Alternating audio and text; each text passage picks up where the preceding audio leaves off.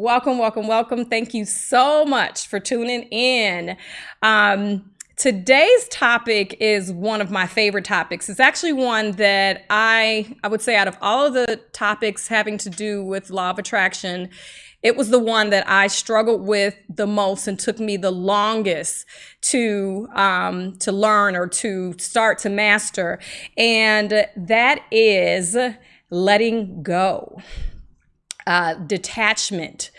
That has been the hardest. That was the hardest thing for me, because if you think about it, most of you are here because you want you want something to happen in your life, whether you're looking for love, you're looking for more money, you're looking for whatever it is. And by the way, I'm wearing my Be Invincible gear to support my honey, Vince Adams.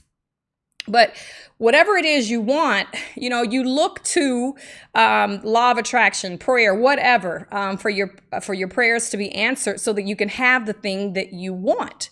But the first thing that you learn, or you realize that desire, while it's telling you what's actually possible and probable, you've got to learn to let it go. So I decided to do today's topic on letting go. So I'm going to answer all your questions as I've done in the past. And just for all of you to know, like I said before, I'll only stream exclusively on Twitch. And for those of you who want to go back and look at this again, because I'm going to be sharing some really good stuff, or for anyone that has to, exit or anything, all of these videos that I'm doing will be on YouTube. So the live party is here, and then the recording of the party is on YouTube.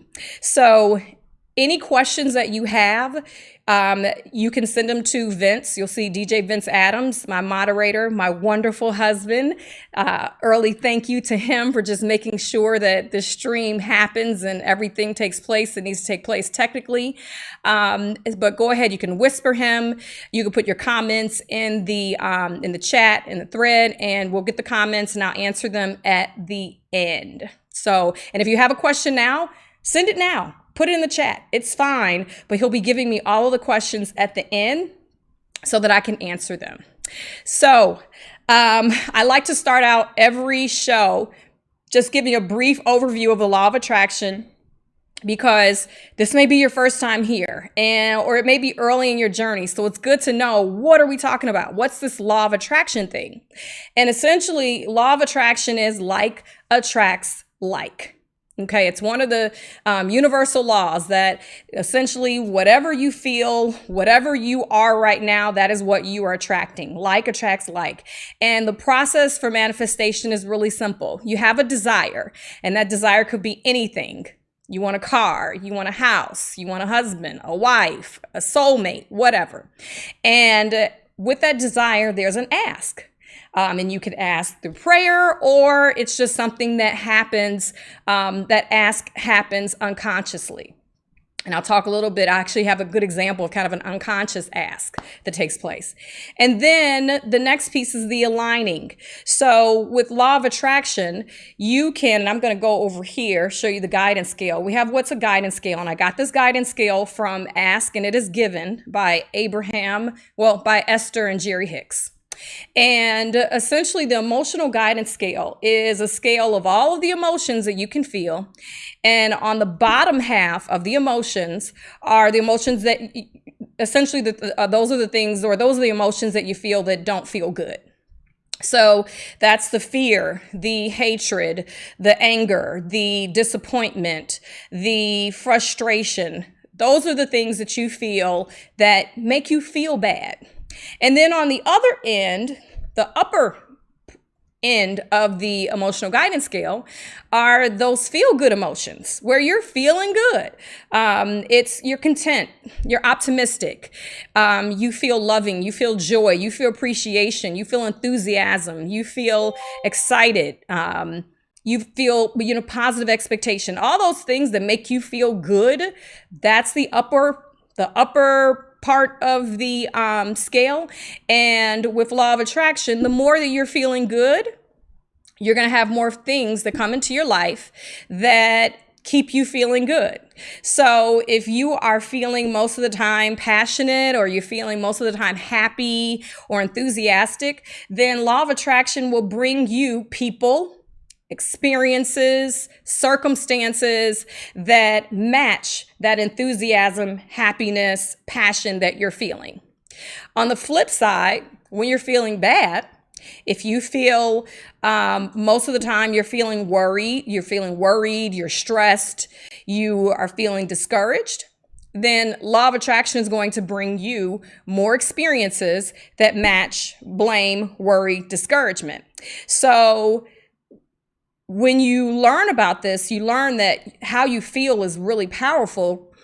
And you absolutely do have a choice as to how you want to feel, what emotions you predominantly feel. I've talked a lot about kind of creating emotions from within without having anything happen. And that's law of attraction. I'll say a lot of us, many of us are conditioned to think that I'll feel a certain way. I'll feel discouraged. And then once whatever it is I ask for happens, then that's when I'll be happy. That's when I'll feel satisfied. Well, that's actually like putting the cart before the horse. You can't get anywhere with that. It's actually, if I feel positive, I feel encouraged, I feel enthusiastic, that's actually what brings that thing that I've been wanting. So that was kind of an aha moment for me when I learned about just energy and the power of how I'm feeling. I'm like, oh my gosh, I've been doing this all wrong. I've been stressed and allowing myself to feel bad, allowing myself to worry about things, allowing myself to at times be angry. I don't stick too much in anger. That's just not my thing. But frustration. I've allowed myself to feel frustrated. I've allowed myself to be fearful that certain things weren't going to happen. And until I saw that validation that it wasn't, until I saw that thing that I'd been asking for actually turn around, then I'm going to feel bad until that. And what you learn is that that's how you slow it down. When you're waiting to feel a certain way in order for something to happen, then you're actually slowing down that very thing that you want to happen. So if you want some things that you know will make you feel happy, that you know will make you feel excited, then your job is to tap into the happiness and the excitement now, because that's actually what opens the door to the very things that you want. So that's what I talk about on my website, High Powered Love. And that's what it looks like. My website, my blog, my daily sprinkles. You can go to highpoweredlove.com. But essentially, that is the whole point, is teaching you that you absolutely do have the power. And this is how you tap into the power of your emotions. And we take a deep dive twice a week on, just really tapping into that, understanding your emotions and tapping into that emotional power so that you start to bring more of the things that you want into your life. So the last piece, so there's the aligning piece. The alignment is, I want something that represents happiness, so I've got to align with it. Everything that you want is on a certain frequency. So you can be on the positive frequency or you can be on the negative frequency. Your goal is to align with whatever it is. If you are, you want to align with your soulmate, that you're aligning with whatever that feeling is you would have if you connected with your soulmate. That would, I'm sure that would be love, appreciation. I'm sure that it would be very exciting if you connected with your soulmate. Then that's the energy that you have to align with. And once you align with that energy, then that's when the manifestation comes. And it works on the flip side as well. So if you're aligning with more of the bad stuff, more of the bad feelings, then you're aligning with unwanted circumstances, unwanted people coming into your life that represent the discouragement, that represent the overwhelm, that represent the frustration.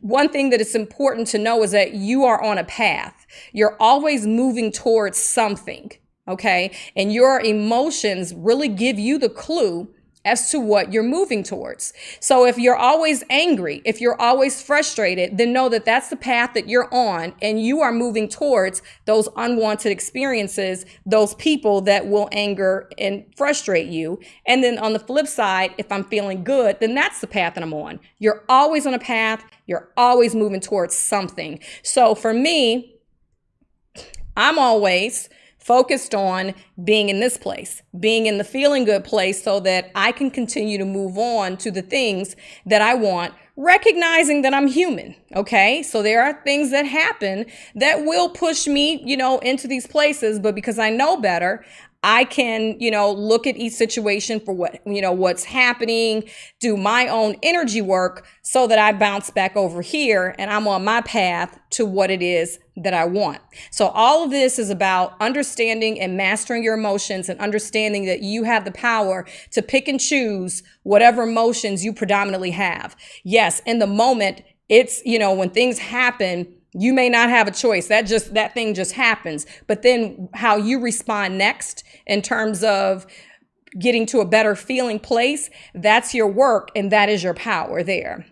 So that's essentially the law of attraction, is like attracts like. I'm always aligning with something, whether I'm manifesting good or bad. I'm aligning with something. But, of course, I'm focusing here on you aligning with the things that you want. So I have a desire, I ask for it, I align, and then I manifest. And then after that thing manifests, then another desire will pop. And then from there, I've got to align with it, and then I manifest. You will always be in some part of the cycle throughout your life. So, and that's just a human experience. That's one thing that we kind of forget about, that it just really is a journey. And, I said before that I love Abraham Hicks. One thing that Abraham Hicks says is you never get it done. You never get it done, and you're always in the cycle, and you're always going to be asking.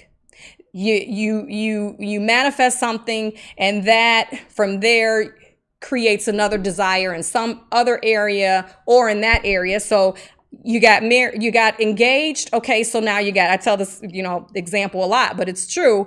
You get engaged, and then, okay, so how are we going to get married? You can go to the courthouse, or you can have the wedding. Vince was like, we can go to the courthouse. I was like, no, we can't. I want a wedding. So it's just, it gives birth. Everything that happens, you are giving birth to something new that you will need to align with and manifest. So, and that's the part that I think a lot of us get stuck at. We ask for something, and then maybe we're blessed with, we align with it, we're blessed, and that creates something else. And it's just like, something else. And one of the things that, I know made me feel better is that this is never ending. This is a never ending process. So at this point, I've got to enjoy the journey, because I'm always going to be asking for something. And that's the whole point of that's a bigger piece of enjoying the journey and accepting where you are, because you're always going to be wanting more. That's just called being human, and there's nothing wrong with that. So, in my previous episodes, I've talked about, the alignment piece in detail. That's the piece that I'm focused on, is the alignment piece. And we've talked about the 17-second process. A lot of you like that. If you're not familiar with the 17-second process, you can see my videos. They are still on Twitch. They will soon be on YouTube. I will put out a note on social media when all of those videos are uploaded to YouTube. And by the way, you can follow me at Kalila Starks on Instagram, and I think that's going to drop in the chat line. My social media links will be dropping on the in the chat. And then also you can visit highpoweredlove.com, where I'll be making an announcement as well once the YouTube channel is up and live. But for now, if you want to learn more about the 17-second rule, because I've talked about it quite a bit, you can go back to the episodes that I filmed. They're right on my page on Twitch, and you can learn more about it. So I've talked about the 17-second rule, which is, essentially feel good for 17 seconds, hold that positive. Well, think about something positive for 17 seconds, hold that thought, you feel good. You use that to go another 17. And then, a few minutes later, you are, really goosed up and going in the right direction. I've talked about I am statements, loving yourself. Really affirming how amazing you are, no matter where you stand. So, I am are the two of the most powerful words in our language, because essentially you're defining who you are. So, I've talked about that. I've talked about a little bit about visualization. I've talked about affirmations, all that stuff. Because those are, great activities that essentially will really help you with your vibration. However, like I said in my last episode, if you've got some strong negative emotions going on, a negative mindset, no matter how many 17-second rule practices or processes you do, no matter how many I am statements you do, it's going to be really hard, because, you are essentially saying all these positive things and you're feeling these positive things, but deep in your subconscious, you've got some fearful things going on. You've got some guilty things going on. And that's why last episode I talked about the fear and the guilt, because we don't even realize that the way that we think oftentimes are of fear. I am eating these things, I'm eating a certain way because I don't want to get sick, as opposed to I want to, lovingly nourish my body. I want to give my body some good things. So this is why I'm doing this. We tend to avoid things. We tend to be motivated by avoiding something bad instead of being motivated through love and appreciation for whatever it is, whether it is myself, whether it is my mate. I'm going to do something for my mate because I love and appreciate him, not because I fear losing him. And a lot of times you don't even realize.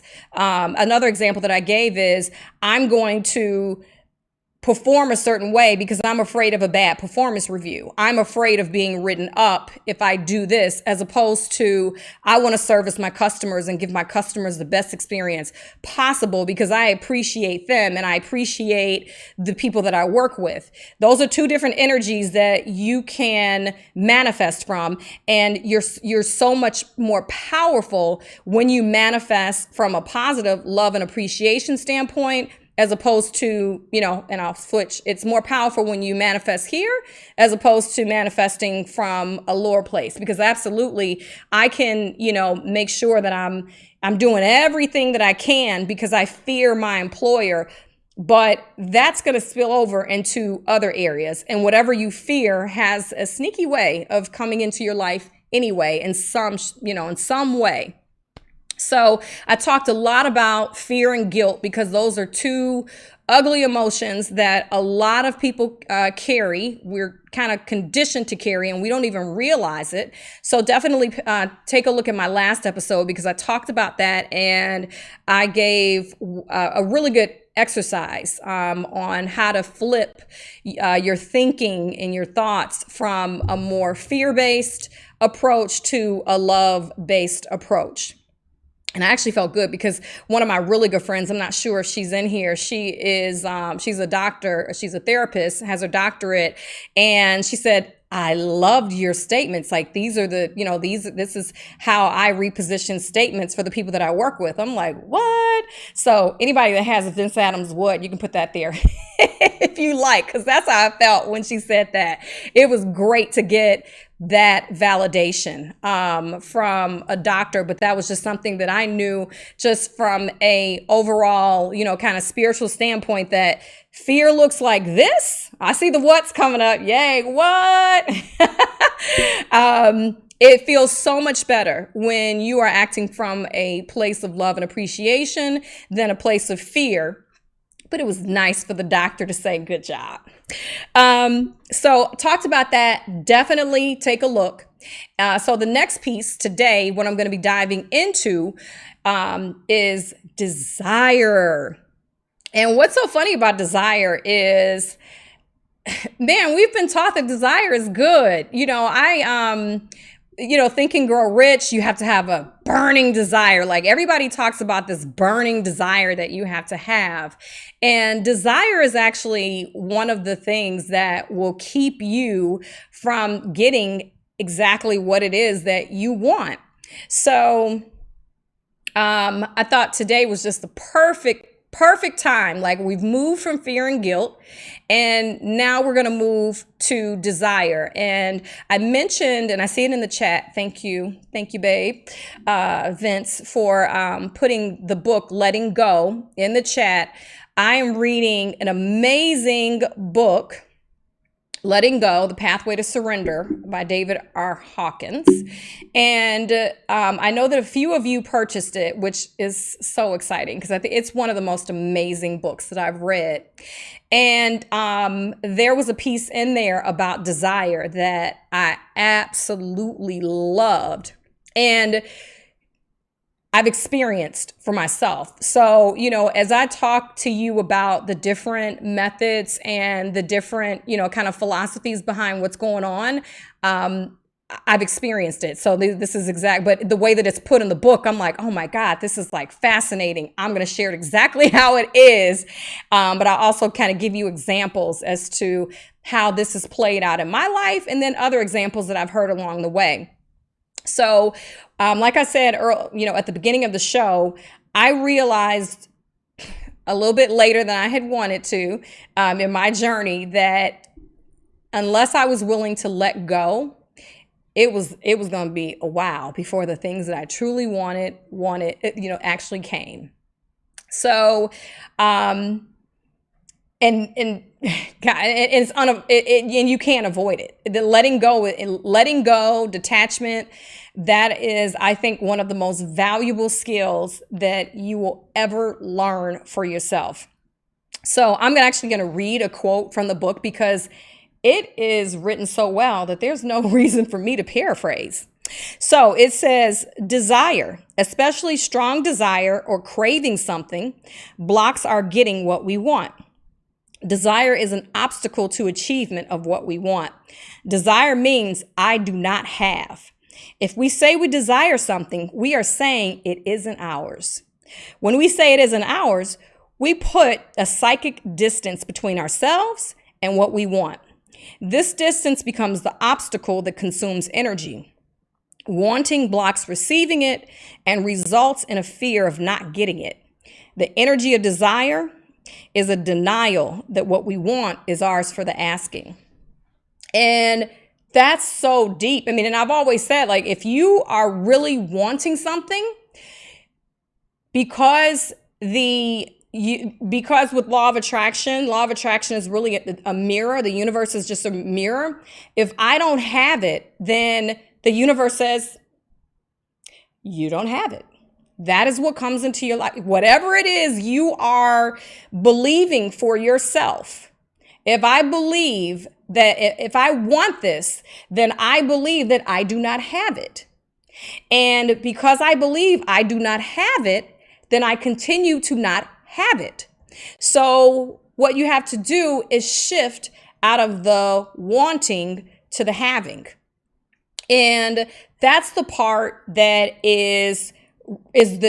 that's where the letting go of it is. It's recognizing that whatever I'm choosing to manifest, it's what I chose. I do the choosing. It is my intention to have this thing.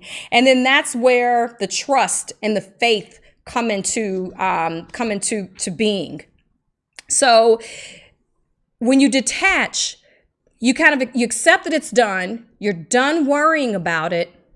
You're done trying to solve the problem, solve the riddle. You just accept that it's done. And it really comes down to, I would say, making a decision that it's already done, and either way, I'm fine. We tend to hold on to these things. We want them so bad that we're not willing to let go. And it's, I've got to have this thing. So because I've got to have this thing, I've got to figure out how I can have it. I've got to figure out how I can get it. But that's actually the energy that holds it away. But when you actually let go, you are allowing it to freely come into your life. So there is an acceptance. There's an acceptance piece with this. It's accepting I am where I am right now, and it's okay. So I'm going to give you several examples of what letting go looks like, and you can see, and you'll start to see where the decision is in letting go. Because that's what it comes down to. It's a decision. It's a decision to know that there is something outside of me that is bigger than me, that is acting on my behalf, that loves me so much, loves me as my parent would love me, and wants me to have the things that I am desiring, so I can let it go and I can allow these things to come to me. So that's a belief that you have to subscribe to, whether you're a religious person, whether you are more spiritual. I don't make any judgments there, because people are where they are, and it's all okay. But it's understanding that there is this bigger piece. There is the universe, God. There is this bigger piece that knows more, that loves me, and that wants me to have this, that is appreciating me, that is loving me, that is completely giving. And all I have to do is allow. So I gave an example. It may have been the episode, it's one of the last. It may have been the last one or the one before. I'm going to shorten the story because I don't want to I don't want to make you sit through the whole story again. But I was living in, I was living in Champaign, great city, made great friends. But at that stage, I wasn't, I was working for the university, wonderful employer. But at that point, I started to want more. I learned that my colleagues in HR in the corporate sector, were making significantly more. And then you can imagine, as a single African-American woman, there were not very many opportunities to do much in Champaign. It's very family oriented. All of my friends pretty much were married. So if you're married and you're settled down, then Champaign is great. But if you are single and want to mingle, and you're professional, not so much. So I learned my colleagues were making way more money in the corporate sector. I knew the city was way more fun than what Champaign had to offer. So I started looking for jobs in Chicago. My family's in Chicago. I was living in Champaign. I'm like, you know what? It'd be great to get to Chicago. I looked, reached out to recruiters, nothing. Silence. So and I knew nothing about law of attraction. So at that time, this was like 2011, 2012. It was like 2012. I knew nothing. End of 2012, something like that. I knew nothing about law of attraction. So at that point, I just decided, you know what? I'm tired of looking, whatever. So I started to really enjoy, my life in Champaign. I started to do a lot of play dates. I started to, hang out with my married friends. We do pizza dates at Jupiter's. Anybody that's in Champaign, that's like the pizza spot. I love pizza. So we go out for Jupiter's. I just started to enjoy myself and really I just threw myself into Champaign living because, like me, I'm just the type of person where I'm like, I just want to be happy. And I've been looking for this job. Nothing's happening. I'm starting to get frustrated. So whatever. I just kind of left it alone. Started having fun, enjoying life. Well, A couple months later, a friend of mine, and she might actually be in the chat. I know she was in my last show. She contacts me. She's already in corporate HR, and she had validated. I'm like, girl, I heard that y'all are making, good six-figure money. And she's like, yeah, and I'm like, I had no idea. I've been in academia too long. So it's, wow, okay. I need to get some of that and some fun in my life. So she reached out to me a couple months later and she says, hey, I just found out about an HR director position in Chicago and you should look into it. And I'm like, oh, wow. Okay. I had just gotten to the point where I was just so happy with my little life in Champaign that I didn't even send my information. So then she contacts me like the next day and she says, you didn't send your information, so I sent it. I was like, oh, okay. Now, that was the best thing she could have done for me because it was really time for me to move on. But I had just gotten so comfortable that that opportunity just fell in my lap and I still wasn't moving. So she sent my information to the person for the HR director position. I interviewed for it and I sat there and I told him like this ridiculous amount of money that I wanted. In my mind, it was like $80,000 more than what I was making. And the person that ended up hiring me, she said, oh, that's no problem. We can do that. Okay. And, and I interviewed with a couple more people. I got the job. The only twist was at the time they were also interviewing another person for the position in Chicago.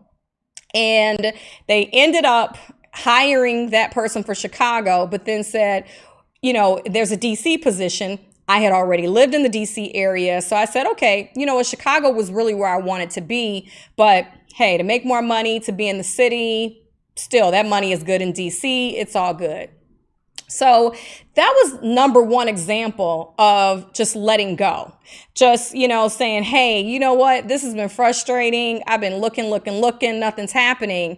And then I go about my business and I start enjoying my life, being happy. And this great opportunity for more money just literally falls in my lap. Like I have someone, pretty much applying on my behalf for a six-figure position. So the next thing that happens with that gets better. I go out to DC. I find a nice home for rent in Northern Virginia, signed the lease, found a school for my daughter. And what was funny, though, is during that entire time, I am thinking like, man, I wish that I was doing this for Chicago. I wish that I was, I wish that everything that I'm doing right now, like finding a place, finding a school, it was for Chicago, not DC. And to the point where I was just like, I was happy to make the money, to be moving out, moving away from Champaign, but I wasn't really happy that I was moving to DC because in my heart, I wanted to move to Chicago. So then I'm like, okay, I'm like probably like a week out from my move. And I said, okay, I just had a talk with myself.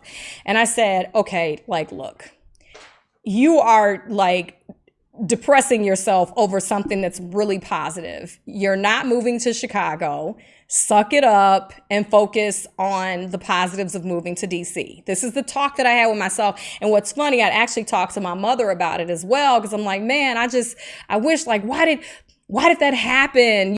Because what had happened with the guy that they gave the Chicago job to, they just started interviewing him prior to me. He had a chance to meet with the Chicago team before I did.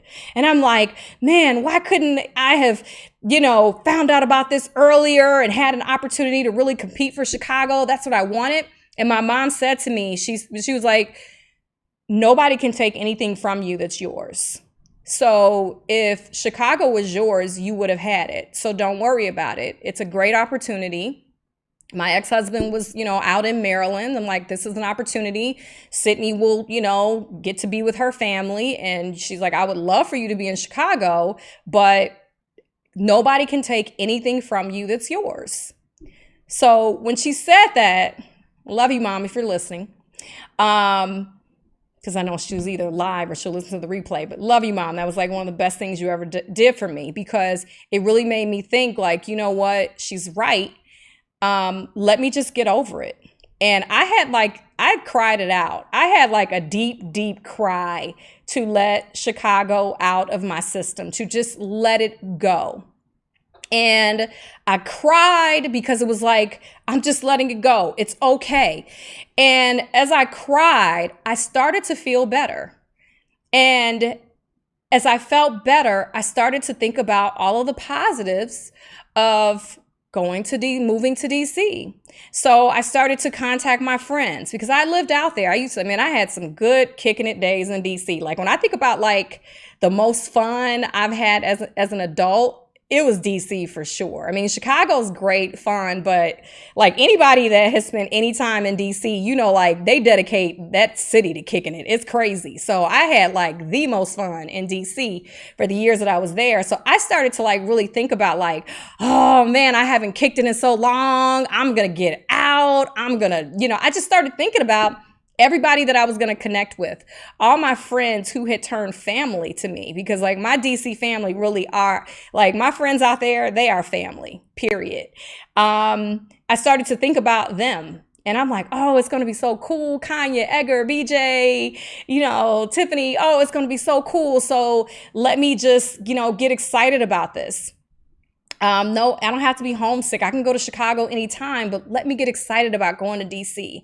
I got so excited about DC. I got so excited about my townhome. It was beautiful, beautiful neighborhood. Like I got so excited that Chicago just didn't even have the appeal anymore. Like I went on Facebook. I'll never forget. I went on Facebook. I hadn't said nothing about, moving. I went on Facebook and I was like, Facebook, I've got an announcement. I'm moving to DC. Like I got so excited because prior to that moment, I wasn't even excited about moving. It was just like, okay, I know this makes sense. This is what I need to do, but I'm just not excited. But it is. So I never put it on Facebook. Hardly nobody knew. It was just whatever. And then all of a sudden I cry it out.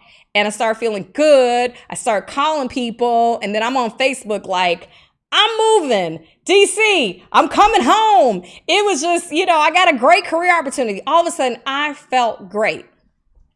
Well,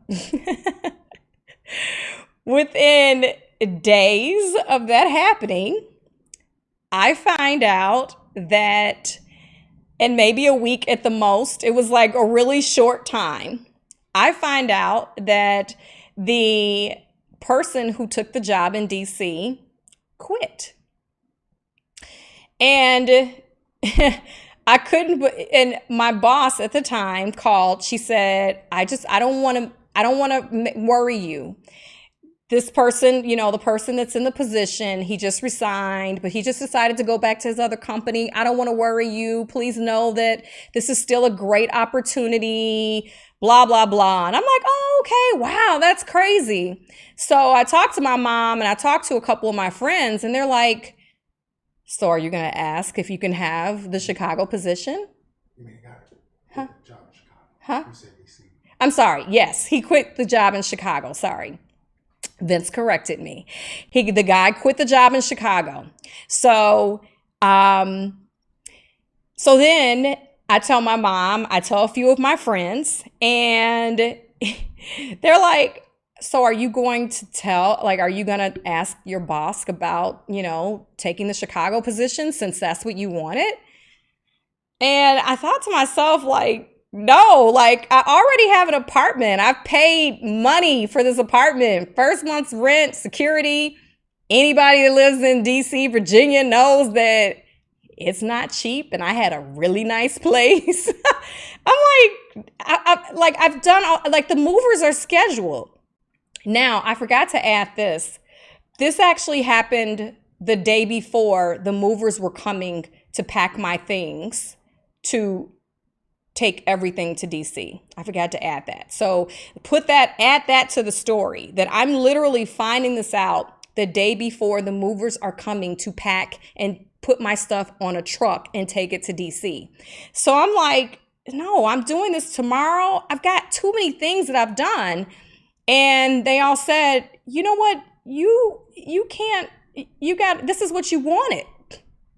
Really take some time to think about it. Like, you've got to, another friend of mine, she might be in the chat as well. She's like, you've got to talk to your manager and at least say like, hey, I'd be remiss if I didn't ask, like, is this available? So I thought about it and I'm like, okay, you know what? I'll just ask.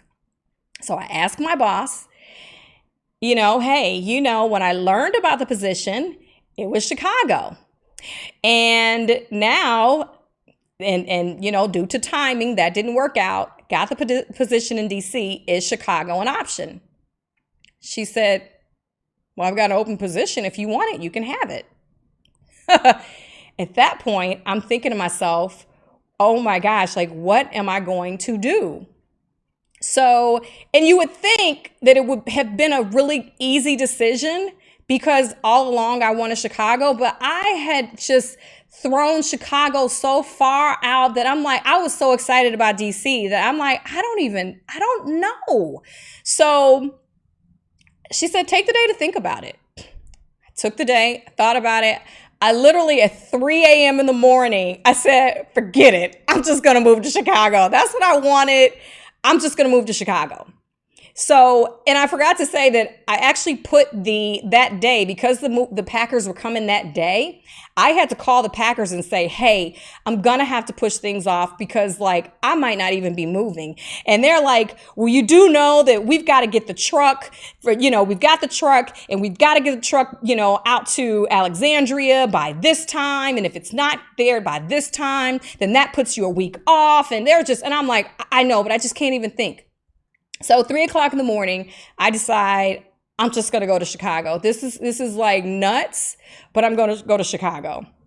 So I accepted. I sent her the message and she said, it's so funny. She said, I'm surprised it took you so long because that's what you really wanted. But I had let go of Chicago so deeply and started to focus on focus on the happiness, just really get into the enthusiasm, the happiness that it was just, Chicago is fine. My family's there and I'm totally okay with it. Now, like I said, I knew nothing about law of attraction, but that was essentially what I did on a very just unconscious level. I let go. And in letting go, within days, I got what I wanted. And my, kind of my way of letting go was saying, you know what? I'm just going to embrace what's in front of me. I wanted a great position. I got a great position. I've got great friends in DC, and I'm going to embrace that. And in embracing what was taking place, that is what allowed what I truly wanted to happen, because I moved here in April of 2012 and I met my husband in December of 2012. Now, we didn't start dating until January of 2017, but the friendship that we built over those years, just pure friendship, that actually created what we have is, and that's an amazing relationship that at the core really is friendship.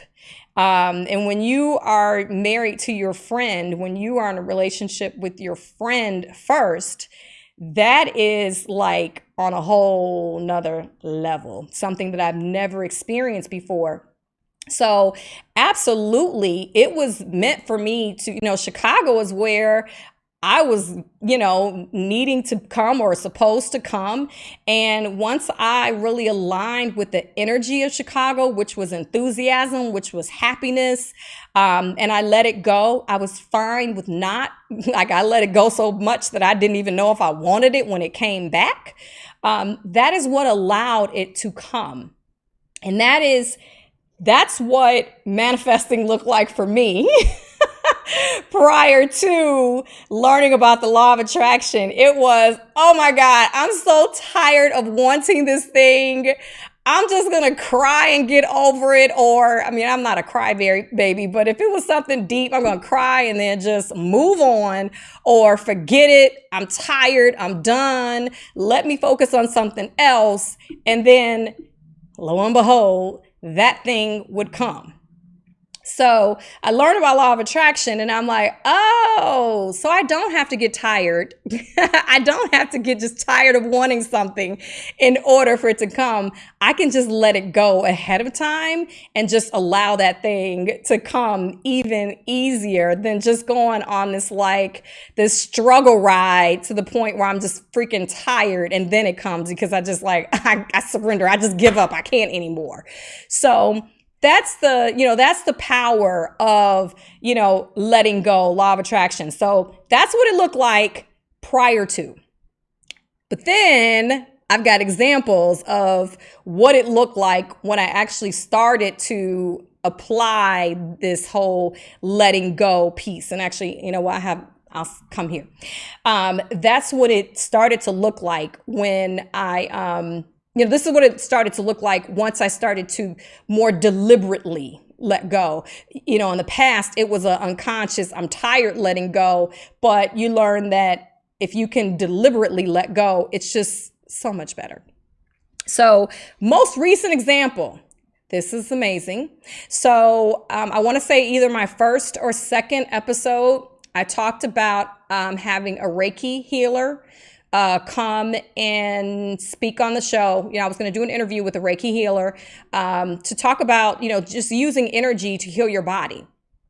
And I had someone in mind, talk to that person on yesterday to schedule them yesterday morning. And based on scheduling, based on, classes, things that they're doing, it's going to be a while. It would be a while before I could get her on to talk about the Reiki healing. And I thought to myself, wow, I mentioned it. I really wanted to get somebody on sooner rather than later. So I said to her, you know what, I'll still have you on later on, but do you know of somebody that, that specializes in this? Because I'd love for somebody to come on and talk about this to, inform, the power of healing. Through energy. And she said, you know what? I don't know of anybody. I said, okay, that's fine. So we talked about some other things, got off the phone, 9:30. It was 9:30 in the morning yesterday, 9:30, 9:40, get off the phone.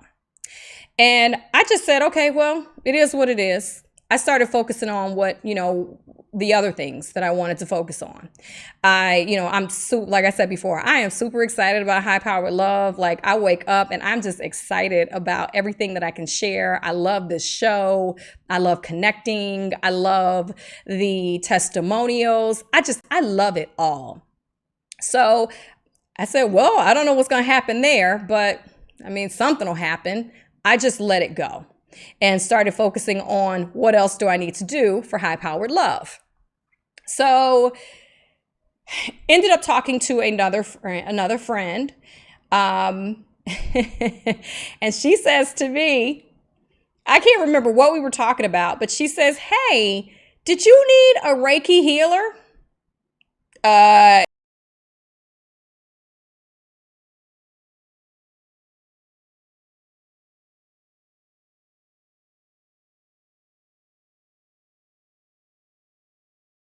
Again, Vince Adams, what? I couldn't believe it because I had not had any conversations with her about Reiki healing. I hadn't had any conversations asking her to reach out to anyone. I didn't know she had reached out. I just did not know. And she's like, yeah, I reached out to the person and they just responded to me. They responded to me today.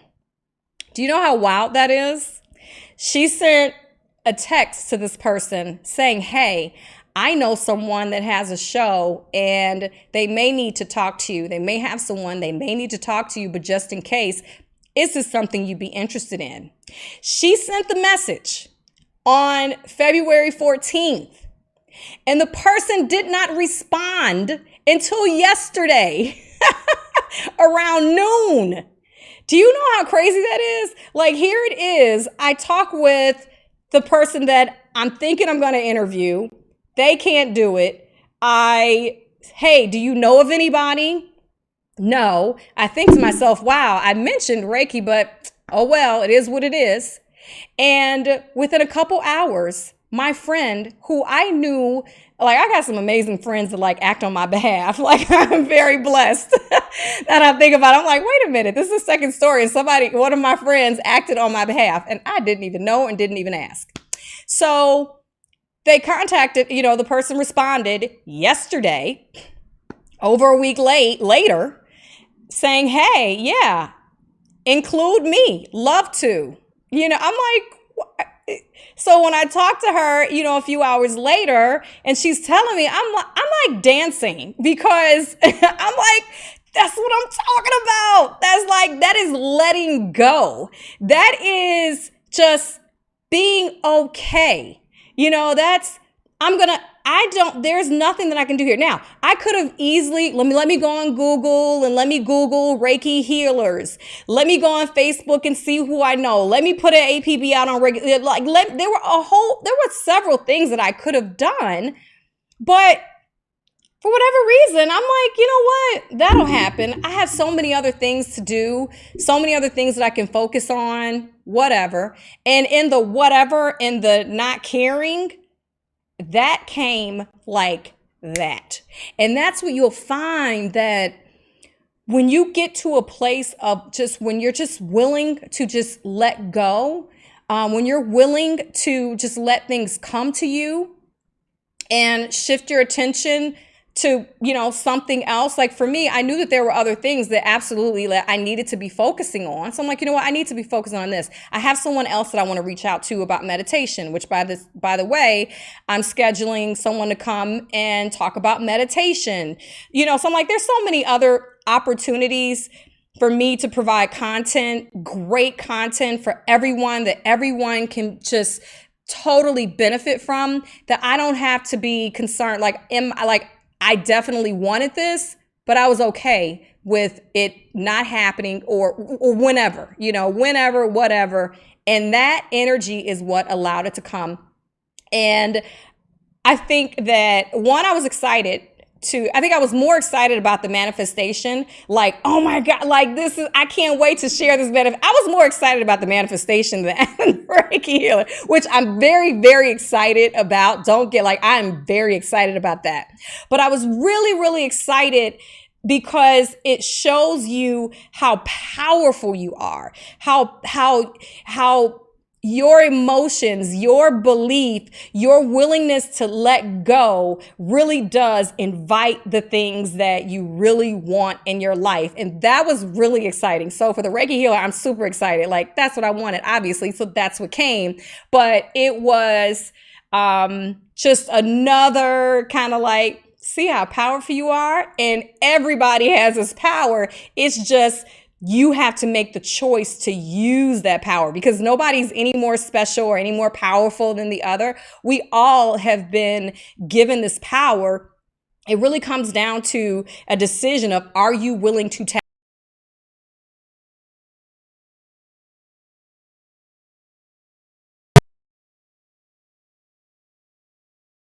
You realize that it's just a decision. You are a decision away from the things that your heart desires.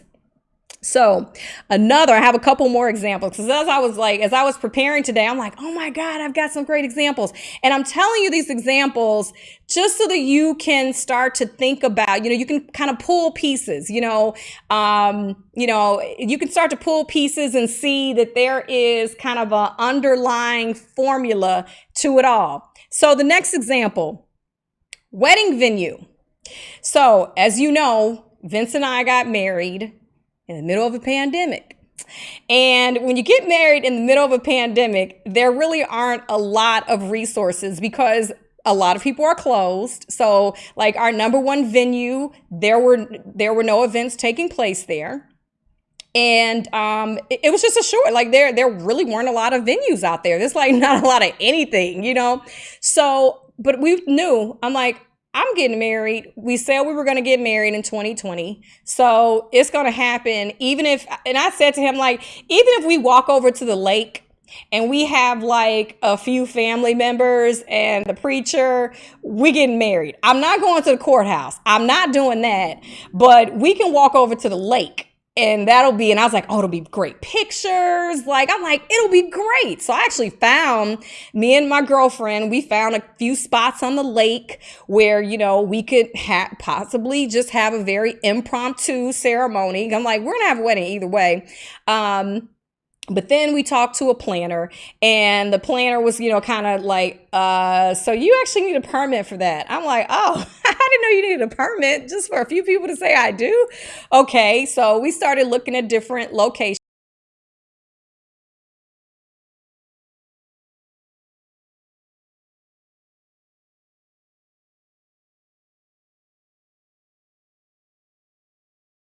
Okay, things are kind of open.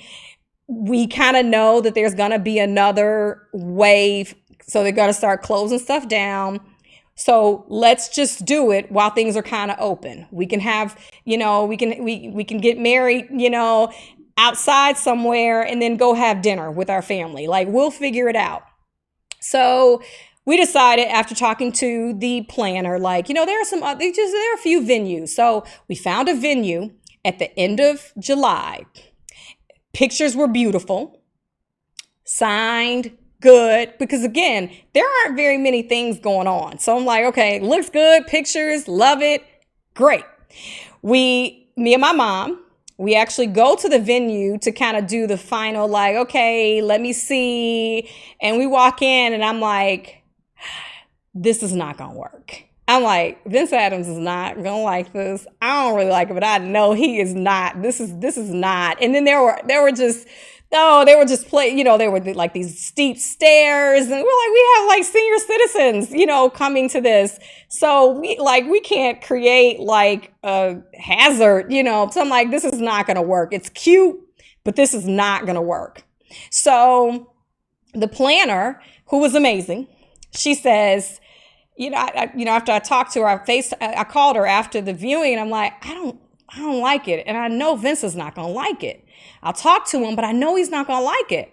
So she says at that point, she's like, well, maybe you need to think about doing this another time, because there are no venues. There are hardly any venues that are open.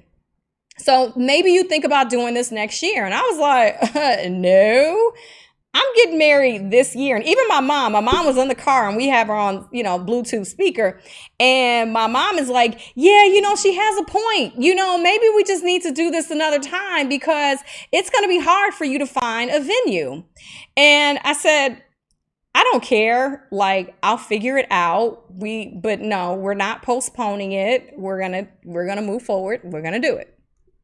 So she said, okay, that's fine. If you want to, okay. And we got off the phone, and I was like, I don't know what's going to happen, but I know I'm getting married next month. So she literally called me that night, or maybe she texted me. I can't remember. She texted or called, and she says, I found a venue. Take a look at it and let me know what you think. We need to act fast if this is what you want to do, because at this point, it was literally like July 30th, and we got married. Our wedding date was August 25th. Crazy. So, cause she's like, really, like, you don't like the venue I found, and I can understand her frustration. Like, she's like, I'm trying to put a wedding on in 4 weeks. Are you serious right now? And I'm like, yeah, no, we're not going to do that. So at that point, she's like, look at it. Let me know what you think. So I looked at it. I looked at their Instagram page. I'm like, oh, this looks awesome. Like, yes, like, let me go and see it. So me and my mom, we went to go, to see the venue. It was great. I said, okay, we're just going to sign here. This is it. Like, fine. A day later, I got my dress. Like, everything just fell into place. And I think about that experience, and it really was a letting go. It was my intention was that I'm getting married. If I'm getting married in a park, I'm getting married, but I'm gonna have a nice dress. We're going to go somewhere and get something really good to eat. You know, like there were certain things that I'm like, this is going to happen. I don't know where, but it's going to happen. So, and I just didn't know. And literally, like, I had the conversation with her probably 2-3 o'clock, and she's like, I don't know what to tell you. You might want to do this next year. And later on that night, she's like, okay, take a look at this. And it turned out to be the most amazing venue. You know, Vince does, you know, and this is what he does. You know, he DJs, you know, events. And, you know, he DJs a lot of weddings. And he's like, this food is like the most amazing food of any wedding that I've been to. Like, he's like, this, it was amazing. Beautiful pictures, everything. And it was the biggest exercise of letting go. When you're going through that type of experience, you just really have to surrender and just kind of let whatever is going to be, just let it be and let it just, yeah, all right, here it is. So that particular experience of the venue, I was like, I'm not going to stress this out. I have other things that I need to think about, and I'll let her figure out the venue. I'll deal with it when I have to deal with it. And then she came with an amazing, amazing venue. So the last example that I will give, which is still tied to the wedding. So, and this was even more amazing. Like, I just think about it, I'm like, man, you know, when you've been working on this for a while, you do learn to let go. So when I was planning my wedding, we got engaged, and then we did get married the next year. I was planning on having a bigger wedding. And when I was planning on having a bigger wedding, I was going to use a good friend of mine who is the manager of Chaka Khan, was her stylist for years, has styled Patti LaBelle. I mean, he's done all the divas. Like, his resume, and like, he is a heavyweight. And I'd asked him, I'm like, will you do my wedding? And he's like, you know, I don't do that anymore, but for you, okay, I don't, you know, but okay. So I'm like, okay, yay, thank you, George. So, George Fuller. So I said, thank you. Well, when we just, you know, kind of didn't know what we were going to do, George is always busy. Obviously, you know, he's the manager to a legend, you know, he's got his hand in everything. I mean, he's just, yeah, he's busy. So when we decided that we were going to do this quickie wedding, I thought to myself, like, man, I really wanted George to like be my stylist. That would have been so cool, but whatever. So I, you know, proceed to find a makeup artist, my hairstylist. She's amazing. So I always knew that she's going to be my hairstylist, but I wanted him to dress me. I wanted him to, you know, kind of do that stuff. So I got my makeup artist, who was a friend of, who I became friends with through Vince a few months before we decided to just move forward with the wedding. And I remembered when I became friends with her that she was a makeup artist. So I was like, oh, let me look and see, because it'd be great to use somebody that I know as opposed to just somebody that, you know, somebody else is recommending. So Vince was like, oh yeah, Trifina, like, yeah, absolutely, use her. She's great. I've worked with her on different events. So I reach out to her and she's like, oh yeah, you know, she was just, it was something about just her spirit. I was like, oh, and then she's like, and I found out later she's a Virgo. So that just made perfect sense. So I had my trial week before. I had my makeup trial so that she could figure out like my look a week before the wedding. And actually like a couple days before that, I had sent out my, we had sent out our announcements letting folks know like, hey, we're getting married. We would have loved for you to be here, but due to COVID, we can only have close family friends. We'll be thinking of you. So we'd already done that. And George was like, oh my God, I'm so excited. Like he's just the most amazing person. So I have maybe a couple days later, I have my makeup trial with Trifina, and Trifina is amazing. We pick my look and we're talking. I mean, she's just talking and we're just talking. And as she's talking, I'm like, oh, wait a minute. You're in the industry. You're in the beauty industry. You probably know my good friend, George Fuller. And she said, oh my God, yes, like George, oh, love him, love him, love him. So I said, oh, like, that's amazing. Like, that's so cool. I was like, this is going to totally trip him out. So I take a selfie of me and Trifina and I send it to him.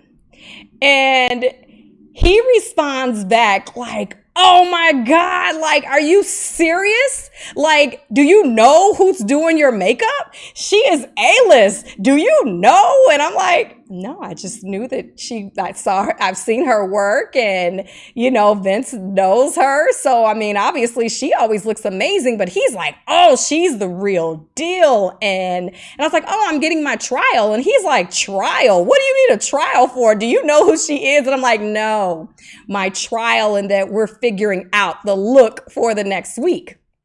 So he's like, oh, okay. Cause he's like, there's no decision there. Like, she's the one. So I'm like, okay, yeah, like I've already selected her. So he's like, call me after. So I talked to him after and he's like, tell me about your dress. This is so exciting. And, so we end the conversation there. Well, probably maybe 2 days later, I actually go to pick up my dress and I think of George. I'm like, oh, he was asking me about my dress. I'm going to call him. So I'm like, hey, can you FaceTime? Are you available? And he's like, yeah.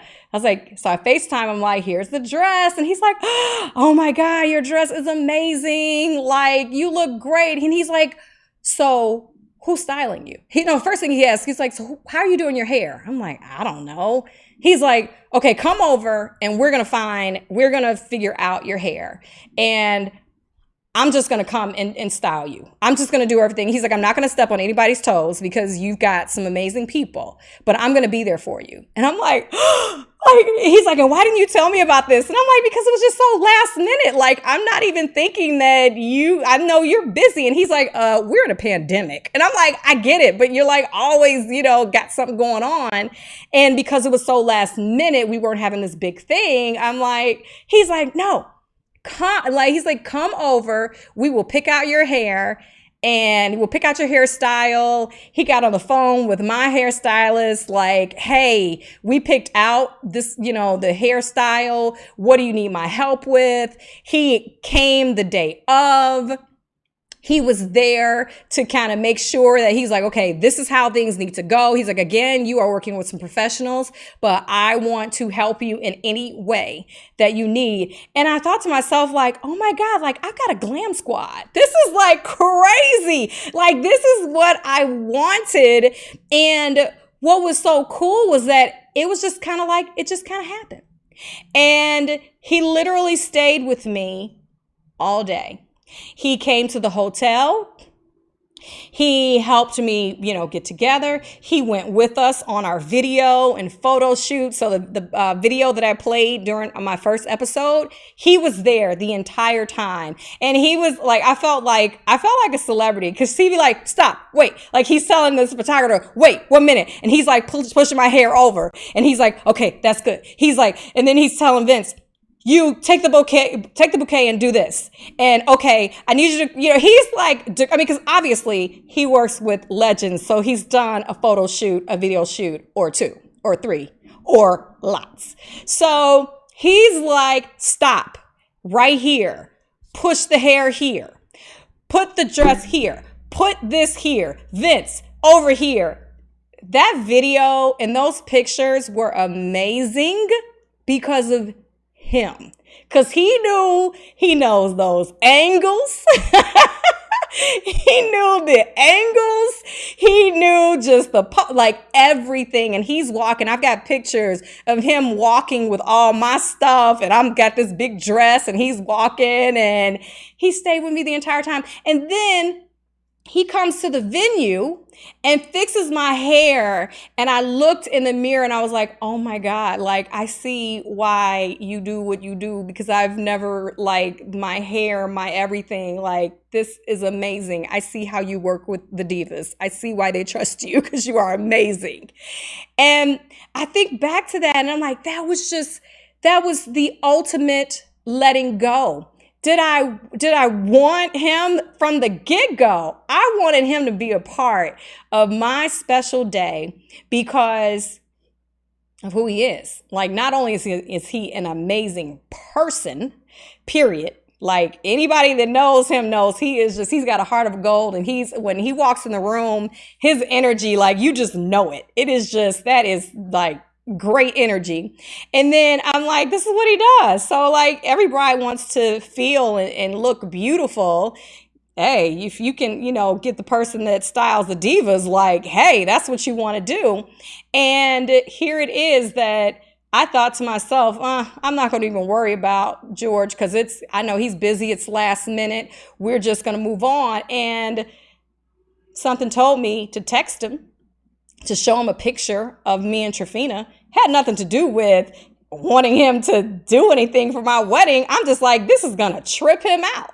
And that set off, oh my God, do you know who she is? Call me. And then after I call him and we talk about the dress, and then I'm getting my dress and I'm like, oh, you know what? I think that George might want to see this. Like, I think he'd like to see this dress. Like, I'm loving this. And we talked about it.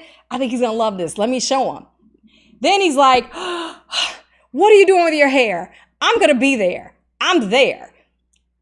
The action that I took had nothing to do with me trying to get this man to play any part of my day. It was pure excitement and enthusiasm for the time, for what was going on. And that is what inspired me to reach out to a dear friend who I respect, who does this. So like, look what I got. Look at the dress. Isn't this great? And then he's like, I'm here. I mean, he stayed with me. And anybody that knows George, he is like the sharpest person that walks in the room. He never went to change. I got pictures on Facebook with him with a shirt and t-shirt. He's like, anybody knows that I know when it's time, I will come out and show you some things. He's like, but today is about you and I'm here for you. That was amazing, totally unplanned, totally no effort in that. It was just, I had the desire long ago. And when it was time for that to manifest, I had totally let go of the idea. And I was more so focused on the enthusiasm and the feeling of the moment. So those are my examples. And you will see, okay, I don't know. Oh, okay. Questions. You will see if you think about, the examples that I gave, you go back and look at this. At the core of everything is I was fine either way. I was happy and enthusiastic, and I was just good. I was good. And I was focusing on something else. It was never.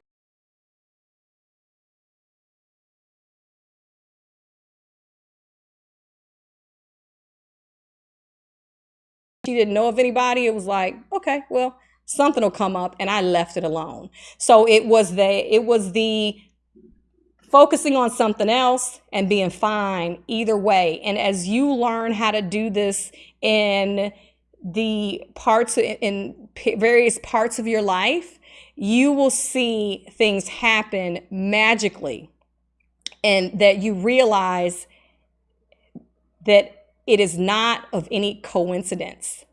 There is no coincidence yesterday that I have a conversation 9:30 about a Reiki healer. And by that afternoon, a friend who I've had no conversations ever about Reiki healer has reached out and says, this person finally contacted me this afternoon. Do you still need one? That is crazy. And there are so many stories where that has happened. And pre-law of attraction, it was kind of a unconscious, I'm tired, forget it. And now it's happened. Then once you learn law of attraction and you realize that I'm way more powerful than I thought, and I just need to let go and feel a certain way. And there's a training that happens. It just doesn't happen overnight. But my intention is to get to that point, you will start to see the things around you just magically shift. And it is the neatest freaking thing in the world. So let me look at my notes, make sure that there is not. So I'll say this. You can absolutely manifest through desire. Like, here's the thing, like, before you know about law of attraction, I mean, well, I'll say this. Had I kept looking for a job, like had I kept looking, I'm sure that I would have found a job. But the struggle that you have to go through when you are not tapping in that energy is just a struggle that really zaps the energy out of you, where it cuts off other aspects of your life where you could be manifesting great things at that time in other areas. So can you solve problems on your own without, this energy that makes it so much easier? Absolutely. You can, and there's problem solving, and then there's manifesting. And what I realized and what I, said to myself, I want to be a good manifester. I don't want to continue going through life just solving problems, because there is a difference. When you focus on manifesting, you allow the things to come to you so that those problems are solved so much more easier. So that's kind of that energy piece. It's like, yeah, I can work hard. I can work super hard. I could have done all this stuff. When I got off the phone with my friend yesterday morning, I could have gone online to look for Reiki healers. I could have made some calls. I could have done so many things in order to find the Reiki healer. Absolutely. But I didn't have to, because that's something that I manifested. So that freed up my energy to focus on other things. And that's the piece there, that absolutely I can manifest through hard work. I can take a whole lot of steps, but when you focus on getting your energy in place, you will be led to these things that are also moving towards you. And it's an easier, more effortless ride. And I'm all about as least amount of effort as possible. Like, I know that there's a part in anything that I'm doing, but I know that there's an even bigger part that can be handled for me if I just chill out. So when you think about how do you let go, one, and there are a few ways to let go, but the first piece is acceptance. For me, when I accept that where I am is okay, what has happened is okay, may not be optimal. It may not, it could be something that's more ideal, but what's going on is okay. It was okay that the person that I thought I was going to be able to schedule, I was not able to. That was okay. It was okay that, I thought I found a venue. I finally see the venue and I don't, and the wedding was 4 weeks out. Okay, I just accept it. It's okay. So, and that's a hard thing, because sometimes you don't even want to accept it. And then once you kind of accept it and you're like, okay, it's okay. Most things that are happening in life are okay. You're just choosing your emotional response. You're choosing to make it huge, but most things are okay. It just is. Like most things, if you really, really sit back, it's okay. May not be ideal, and that's okay, but it's okay. I said okay a lot of times, so you see what I'm saying? So at that point, once you accept that it's okay, then there's that decision to surrender. And it's a decision. It is a decision that I'm just going to let this be. I'm going to believe that it's done. Somehow it's going to happen. And if it doesn't happen, that's okay too. But I'm not going to give my energy to it not happening. I'm just going to say, you know what? I believe that it's going to happen some way, somehow. And, one way or the other, it may not be exactly how I wanted it to be, but it'll happen. Something's going to happen. When you can allow yourself to get in that place and you can just surrender and you're just okay. I'm just going to give it up. I was looking at a video. This was years back, and this is crazy, but I shouldn't say crazy, but serious. This woman had a brain tumor. She had a brain tumor and she had that brain tumor for 9 years.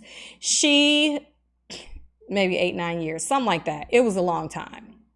She joined all kinds of groups, healing groups, trying to get rid of the brain tumor. She, went to different workshops. I mean, everything trying to get rid of the brain tumor. And she was a, person of, kind of what we talk about in the world of law of attraction, energy, the love, appreciation. And after years of that tumor not going anywhere, she said, you know what? I've been talking about love and appreciation so much. I talk about this so much. Am I thinking about this tumor in a loving way? Is there a better way for me to think about this? Is it a loving way? Can you imagine a loving way to think about a tumor? And she said at that point, it came to her that maybe if I just accept it to be, that it's there, and you know what? I don't need you to go away. She said she actually kind of had a conversation with her tumor. She said, I don't need you to go away. You can stay as long as you need to stay. And there's obviously something that I need to learn from you being here. So I'm going to focus on what it is I should be learning from you being here. And I'm going to look at, I've done a lot of stuff. I've traveled. I've done so much because of you that is positive. So you can stay. That's fine. I don't need to get rid of you. You can stay. It was within like 6 to 9 months that tumor was gone in her brain. Gone. That is just the power of surrendering, of saying it's okay. Whatever it is, it's okay. This woman had a brain tumor, and she said to her tumor, you can stay if you like. There's obviously, you're here for a reason. There's obviously some reason something I'm supposed to get from it, and you can stay. And she said the minute she surrendered with love, that thing dissolved, because there was nothing medically that they had been able to do for her. That is the power of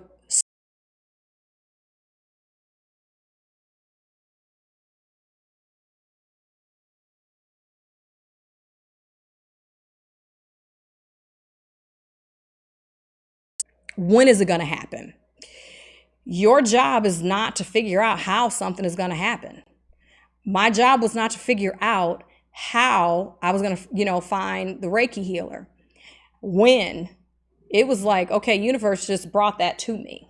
So it's you focus on the what. What is it that you want? And then you allow the universe to figure out how and when. And as you're focusing, and that's the next piece, if you're focusing on the what, then ask yourself, why do I want this? Everything that you want has an emotion attached to it. So why do I want it? For me, Chicago represented, going to the big city. That was exciting. That opportunity was exciting. So I said, you know what? I don't have Chicago, but I have some pretty exciting things going on. So I focused on excitement. Chicago represented happiness for me. Chicago represented just something new. And that was the energy that I chose to tap into, not knowing what I was doing, but I tapped into enthusiasm. I tapped into the excitement. I tapped into happiness. I tapped into gratitude, because I was grateful for that opportunity coming to me, because before I had felt so stagnant, in the setting. Wonderful employer, University of Illinois. Like, if you want to be higher ed, they are amazing. So I will never have anything bad to say about University of Illinois. But for where I was in my career, I knew that there was something bigger, that I felt that there was something bigger that I should be experiencing. And in that, I just needed to go, but I let go. And in letting go, you allow. And I allowed that opportunity. But how I allowed further Chicago was tapping into the excitement, the enthusiasm. So ask yourself, whatever it is that you want, what is the emotion that you want to focus on? Or what is the emotion that you will gain or you will feel once that thing comes? If it's money, most people, you think you want money, but it's really freedom. You want freedom to choose, freedom to go. And make a purchase when you want. You don't want to feel restricted. Like money is access. So what does freedom feel like? What is the relief of having more money? What does relief feel like? So how does it feel if you were to have a big pot of money, hundreds, has just started raining on you? How would that feel? That would be exciting. That would feel, you would feel relief. You would feel excitement. You would feel, it would be the happiness, the satisfaction, the freedom.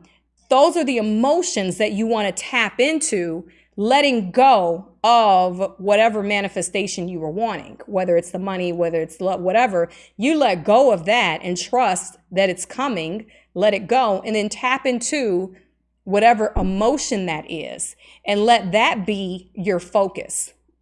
That's really how you let go. And then it's learning to care less. You want to care less about whatever it is you're asking, whether it's a person you want to be with, if it's money. As you surrender, as you let go, you will find yourself caring less about it and just caring more about how you feel. So, like I said earlier, texting George felt great. It was exciting to show him, hey, we talked about it. Here's the dress. So it's not that you're not doing anything. You're doing the things that feel natural, that feel good. For me, texting George felt great. For me, focusing on other aspects of high-powered love, because I have no shortage of things that I need to do, focusing on other aspects and being like whatever to the Reiki healer, that felt good. Focusing on the bliss that I would experience in DC felt good. That opened the door to Chicago. So it's just, kind of thinking about those components. Those are the components of letting go. And the more you work with them, you will get better and better at it. So the last thing that I'll leave you with is in the action piece. A lot of people think that, so are you telling me I don't do anything? No, it's acting out of inspiration, not desperation. It's acting, I'm inspired to do something, not I'm doing this because I have to make this happen, because I have to get this thing. Those are two different energy places to act from. So it's really tapping into those good feelings so that you take the inspired action, which sometimes may have nothing to do with whatever that manifestation is, but it just feels good to do it. So there's one other story that I came across, and then I'm going to take your questions and we'll wrap up. Jazz Fly, who was a writer on the series of shows, including This Is Us, she passed away last year. And I listened to an interview that she was in that I thought about when I was planning to do this show. And I was like, man, I have to bring up this example. So she had actually gone to jail. I think it was like for credit card fraud. And something to do with credit cards, something like that. And, she had been, going through the process. Finally, she was sentenced. They're like, you're going to have to do 90 days. But then they told her, okay, well, you'll just have to do 30 days and you'll be fine. So she said, you know what? I'll do the 30 days and I'll be fine. She had another job waiting for her. So she, kind of finagled things where she's like, I can be gone for 30 days. Cool. She gets there and they told her, like, if you take on a work assignment, whatever it's called in jail, if you take on that work assignment, you can get it reduced and you can get the 30 days. So she was talking to somebody in charge, and they said, I'm looking at my notes. They said, I might be getting out in 30 days. And the person says, 90 days, you're in the field, go back up to your room. So at that point, it became real. She was not going to be there for the 30 days. It was 90 days. Now, 30 days in jail is devastating, but if you kind of worked in your mind that you're going to do 30 days and then somebody's like, no, boo, you're going to do 90 days, that's pretty devastating.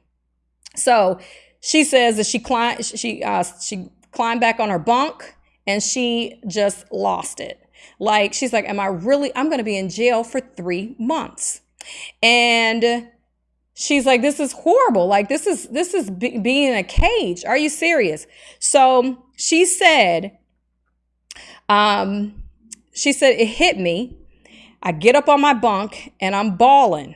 I didn't know what else to do but talk to God. I couldn't talk to nobody else. I'm isolated. I just said a prayer. God, I get it.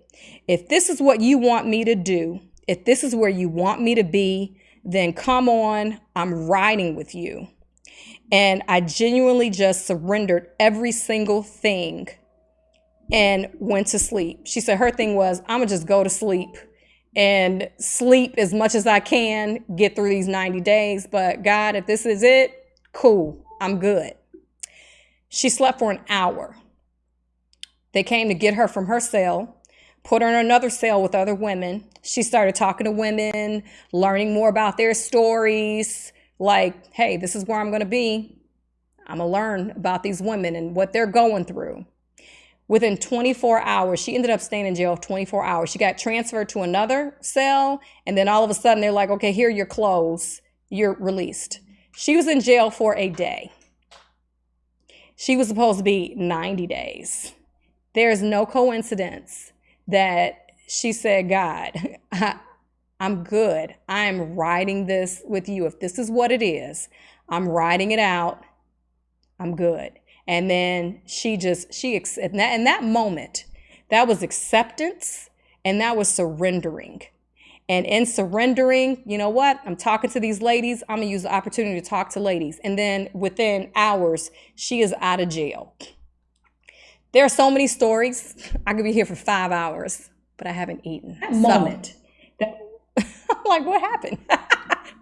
So with that said, I'm going to answer your questions. And these two. Okay, cool. Okay. Why do things you let go seem to find your door again? So I think what this is asking, why do things you let go seem to find your door again?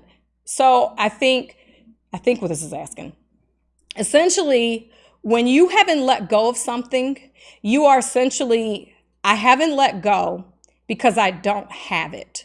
I don't want to let go because if I don't let go, I'm fearing that I won't get it. So when you have something that you want and you're not willing to just let it go and be okay, then you are sending a message that I don't have this thing. And in sending a message that I don't have this thing, the universe answers back, you don't have this thing. So that very fear that you have in letting it go doesn't allow it to come back to your door.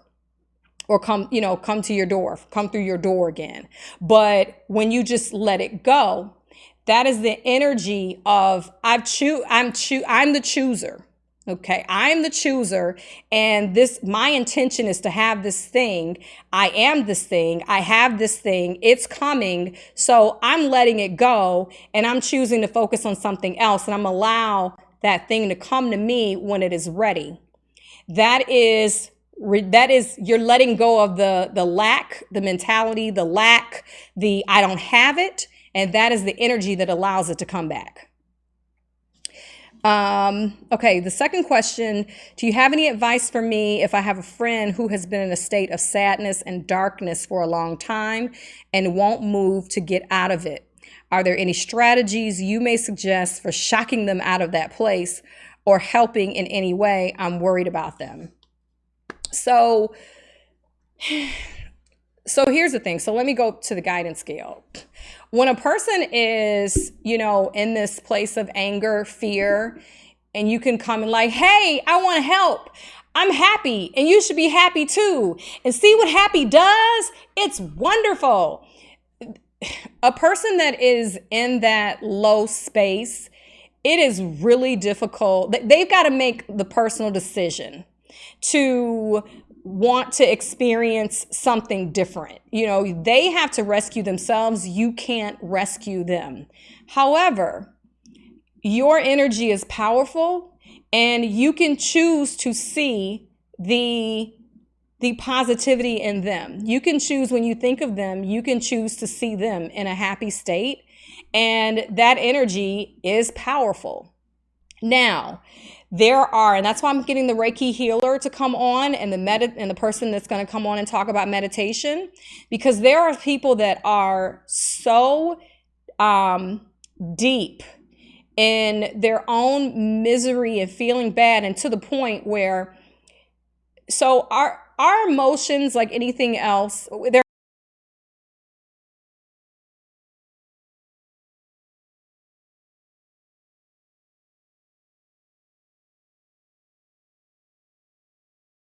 a habit of thinking bad thoughts, and you have to break that habit. And just as a person can struggle with breaking an addiction to alcohol and drugs, you can struggle in breaking an addiction to bad thoughts.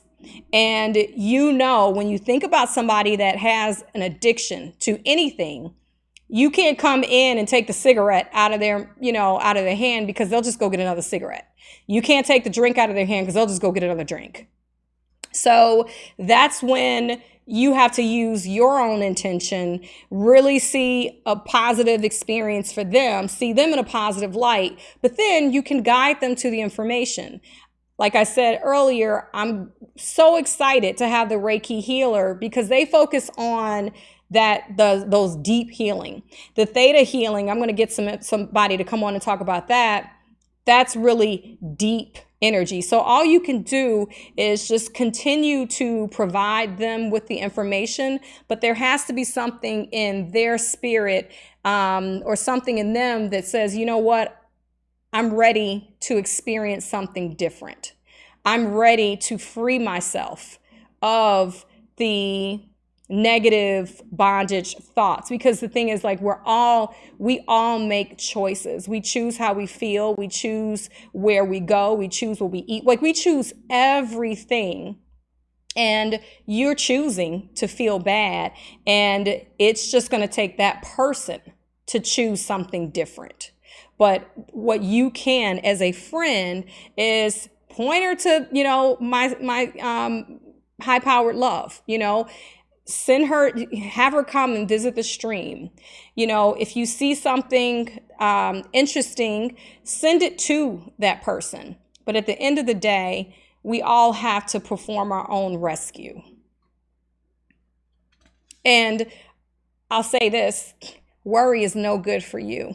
So you're choosing to worry about that person, and instead of worrying about them, choose to feel good about them. Because we all have our own inner being, our own spirit that is directing us. It is our responsibility to connect with our spiritual being and to be in that natural state of love.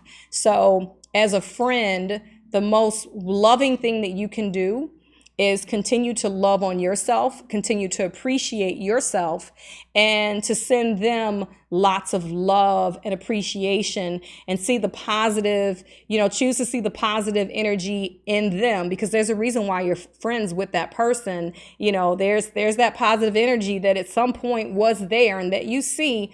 Focus on that. And you'd be surprised how powerful that can be. Just prayer is powerful, and the way that you think and choose to see things are powerful as well. And it's always an opportunity to affirm the love and appreciation that you have for yourself, and the love and appreciation that you see in everyone else. See the positives, and that actually can make a difference. But at the end of the day, she's got to rescue herself.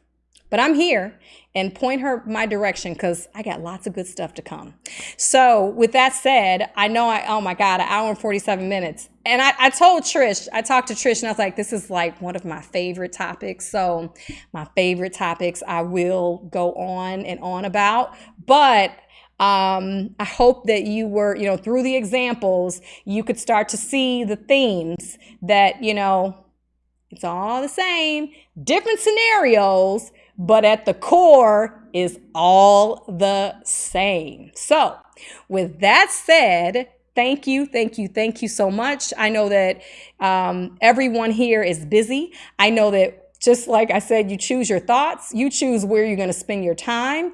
And I appreciate you. I thank you for spending your time with me, no matter when you joined. If you're coming back and looking at this, I completely appreciate and value your time. So thank you so much.